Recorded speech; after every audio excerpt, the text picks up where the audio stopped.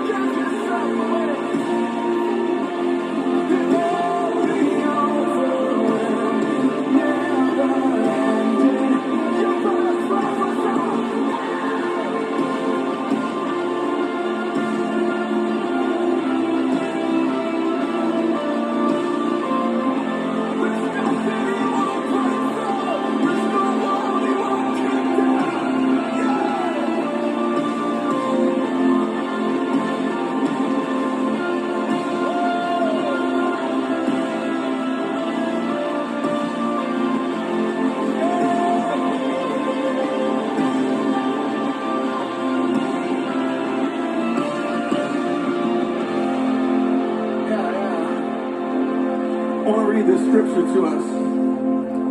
It's out of Luke 15. Sometimes people get confused by it, but I feel like the Lord's all over it tonight. I want to read it to us.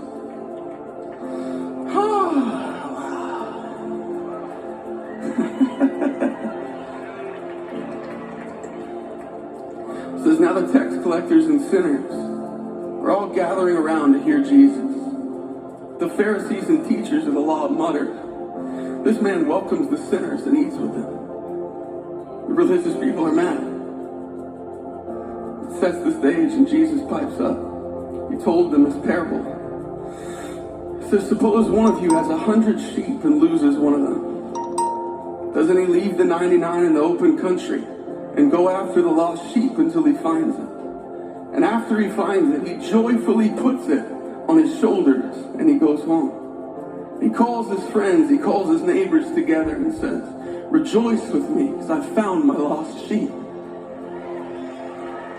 And I tell you that in the same way, there will be more rejoicing in heaven over one sinner who repents than over 99 righteous people who don't.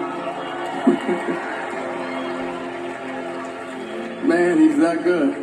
I want to just read a couple thoughts, just share a little bit of the story behind the song, and then we'll sing that bridge one more time and we'll go nuts. We'll see what happens. So when I use the phrase, the reckless love of God, when we say it, we're not saying that God himself is reckless. He's not crazy. We are, however, saying that the way he loves is, in many regards, quite so. And what I mean is this.